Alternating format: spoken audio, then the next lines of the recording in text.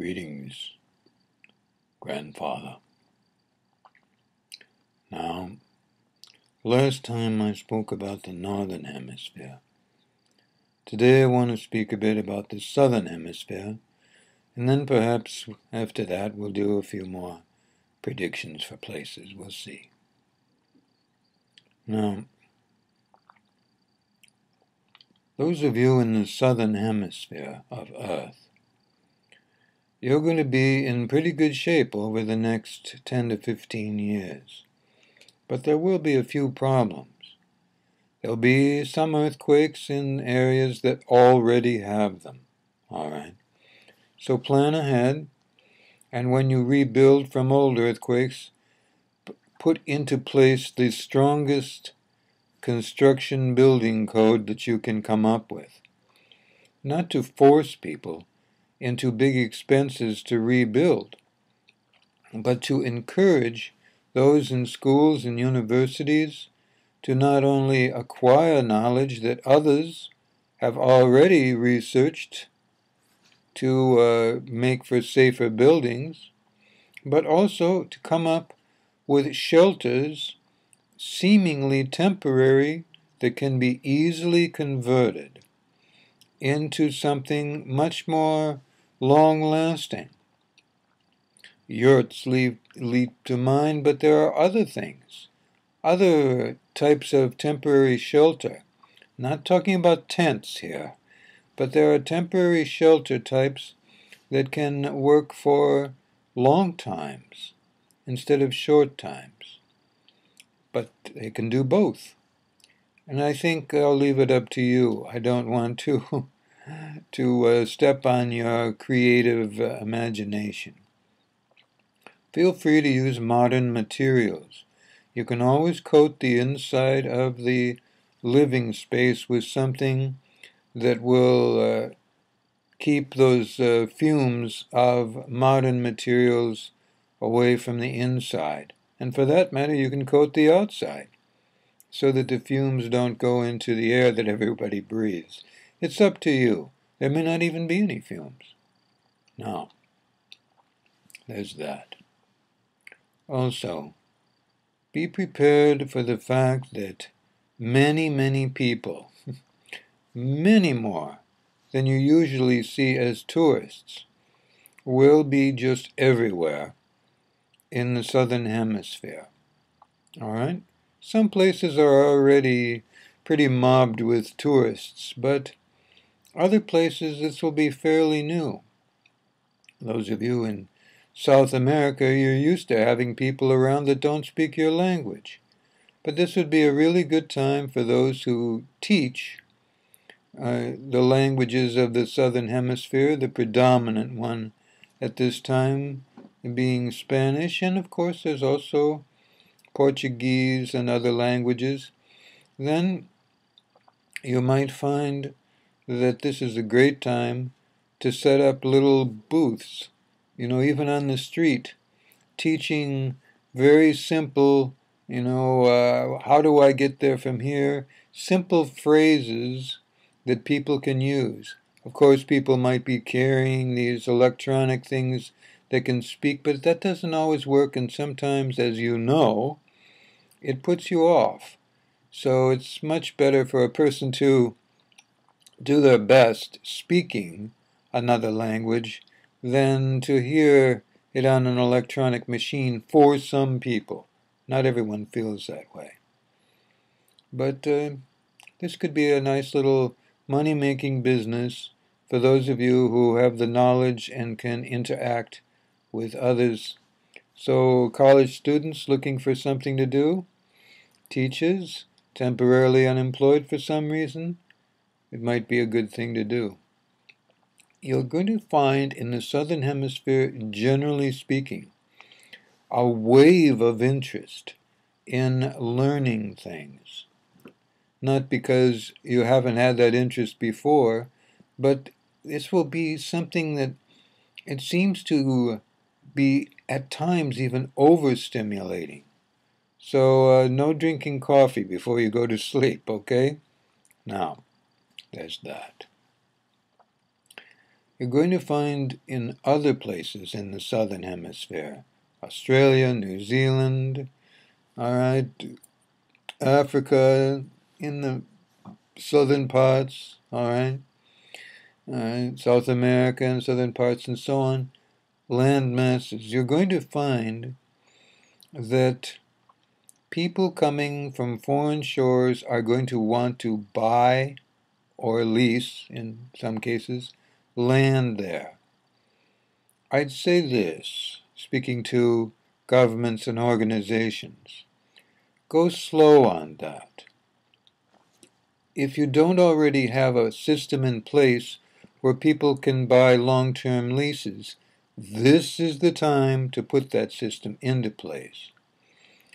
It's all right to have people from other countries own property, but I think you'll find that, and I think you know this, if people own too much property, they're going to want to change things to being the way they were in the countries they came from. And many times, that's not going to be compatible with the system you have in place that people enjoy. So, okay, a word to the wise there. Now, also, certain places, all right? Speaking to people in the RSA in Africa, okay? Republic of South Africa. Now, I want you to take note. The world has a very good impression of your country at the moment. But there's going to be a little change in government and organization over the next 4 to 5 years.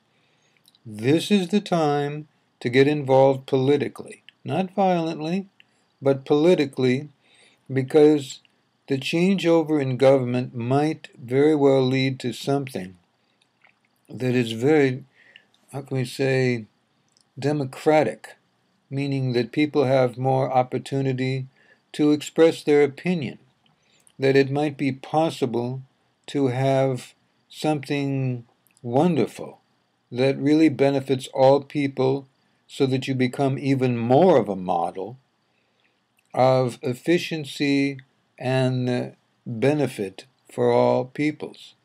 This can happen particularly over the next 5 to 6 years. So stay alert to that. It would be good to have places that are a model for others. There are other places in southern Africa that are doing well along those lines, and you also. Okay? Keep an eye towards that. Be thinking, how can we make our country a model of wonderful citizenship and places to live, and encourage people to come from other places and create things that we would enjoy. All right? So, just generally important there. Now, Australia. You've already gotten the clue that it's not a time to be inviting people to come and move there, and you've really restricted that quite a bit. Again, as I've said to others, if you don't have long leases for people from other shores to purchase land, be thinking about it. It may not be something that has to be for people who've been born and raised there. Just, I think, people who live other places full-time, but they want to own property in Australia. Create an option, if you don't already have it in some places, where people can lease the land or the building for 50 years or something. Okay? And it's going to be cheaper. It can be longer than that. It's going to be cheaper, but it wouldn't necessarily be something that could be passed down to relatives. Okay? I know I'm sounding a bit severe here, but the whole idea of owning the land is going to go through a big change in the next 20 to 30 years. A lot of people are going to feel that the land shouldn't be owned by anybody, and that the land is really meant for everybody, And there'll be some political arguments about that. Don't let it get violent, because that's just going to be silly, and people will get hurt, and when it's all said and done, nothing will have changed. So there's not much point in getting violent. Okay? I know you've heard that before, but I know from whence I speak. All right? So, now a little more. Generally speaking, in the Southern Hemisphere, there's going to be a lot of very slow and subtle increase in the encouragement to have less children. To sort of replace yourself, couples, if you know what I mean. And to have 2 children, maybe even 1. All right? Some cultures, some religions are going to feel uncomfortable about that. Some people are going to feel uncomfortable about that. But certain groups of people may not feel that uncomfortable about it. So I'm going to suggest that you consider that, because your population is going to go up quite a bit, having to do with migration. All right? And even though some countries may not feel good about it, you will accept the people. All right? So it will change things. Try to keep as many forests that are possible to keep, as public parks perhaps, but keep in mind that plants exhale the air, part of the air, that you breathe, that you must have. And you're not going to be able to count on plankton in the sea doing that. So, if you have a yard, if you have property, if you have a business, be thinking about planting trees and so on. And having plants in the office, all right? You want to have as many plants as possible. There are plants that will even clean the air, and you don't have to try to figure that out. That research has all been done. So-called spider plants and others are famous for doing that. And they also tend to lend themselves to being repotted so everybody can have a little plant on their desk. No. I'm trying to keep it positive, you've noticed, from the last video to this video. But a few things have to be said. I'd like to say that volcanoes won't happen in the South, but I'm sorry to say that there will be 1 or 2 new ones over the next 20 to 30 years. However, volcanoes that erupt from time to time will tend to calm down quite a bit. So even though you'll have a few new ones, they won't be overwhelming. All right? So keep that in mind. And old ones that are not steaming or venting, that have been calm for a long time, don't go digging around in them. Definitely do not do any mining there. I know some mining takes place. Even gently speaking, it's all right for people if it's completely calm and hasn't erupted in 20 or 30,000 years, for people to pick up a rock here and there. But no mining, okay? It's not a good time to be poking, so to speak, volcanoes. Mother Earth will be sensitive in places like that. Now, for North and Southern Hemisphere, I'm going to reiterate something. Move back from the shorelines. If you can't be at least 120 feet above the shorelines, say on a high cliff, then move back 6-7 miles, something like that. 7 miles to be safe. I cannot guarantee that there won't be tsunamis, north and south. It's a little more hazardous in the north. But in the southern hemisphere, it's also possible. If you want to live at the shore, I think in the case of a family, you might want to make it democratic. Vote. Not just one person say this is where we're going to live. Okay? Vote in the family. If people say, let's not live here, let's move someplace else, even though it's more crowded, do it. All right? Now, something else. Something is getting more popular. And on a low-key basis, say state lotteries, tickets not costing very much, that's fine, not a problem. But there's going to be a lot of people who want to gamble way beyond their means. Keep it in your means, all right? Say you've put aside $1,000 just to gamble on your next trip to some place where that's possible. Then only spend $900, all right? Keep 10% aside for next time or for other things you want to do. So, those of you who love to gamble for whatever reason, it's fine to gamble the money that you've set aside for it, just up to 90%. Save 10%. And buy something for loved ones. Buy something nice for yourself, a new pair of shoes, what have you. That's my recommendation. Now, a few other things. There's going to be some transformations. This always happens as populations grow. I've said this before, I'll say it again. All over the world, North and South hemispheres.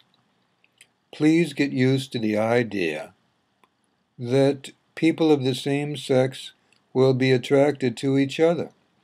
This is going to happen much more. Please don't fight it. Keep in mind that this is not a time to be having vast amounts of children, all right? It is a time to have one child or two children. That's fine. And if a child tragically does not survive for some reason, then yes, have a child, so another one if you can, if you want to. But try to keep it per couple no more than 2 for the next 50 years. All right, and then we'll see. There will be a lot of changes by then, and it may not make much difference by then because you might be living in a more benevolent place, a much bigger world. I've talked about that before. So I'm not going to mention it more now. Don't count on it, just know it's coming. And it will be a very nice world for everyone. But for now, populations will tend to get much bigger in the southern hemisphere and shrink a bit in the northern hemisphere. So, a few other things. There are also possibilities that will create a few problems. You've noted that the polar caps are melting. That will keep happening. It could easily happen in the southern hemisphere as well. And plan ahead for that. That's part of the reason I'm encouraging you to move back from shorelines. That's something to really think about. Especially those of you who are in the extreme southern part of the southern hemisphere and the extreme northern part of the northern hemisphere for that matter. So there's that. Those of you on islands, look for the high ground. Now, one more thing.